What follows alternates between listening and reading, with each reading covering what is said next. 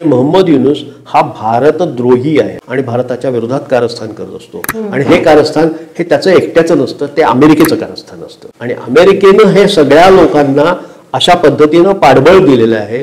त्यामुळं बांगलादेशातल्या घटना त्या स्वतंत्रपणाने बघून चालणार नाही, तो संबंध अमेरिकेच्या कट कारस्थानाचा एक भाग आहे। कारण युनूसला बांगलादेशामध्ये एकही हिंदू आता शिल्लक ठेवायचा नाही। आता ते येणार, ते कुठे येणार, तर भारतातच येतात। भारतानं जो नवीन कायदा केलेला आहे तो कायदा अफगाणिस्तान, बांगलादेश, पाकिस्तान या देशांमधल्या हिंदूंना संरक्षण देण्यासाठी केलेला कायदा आहे आणि त्या कायद्याचा दुष्परिणाम म्हणा किंवा एक वेगळा भाग म्हणूया आपण, तो असा झालाय की तिथल्या हिंदूंना आता संरक्षणासाठी भारताकडे दाद मागण्याशिवाय दुसरा पर्याय नाहीये।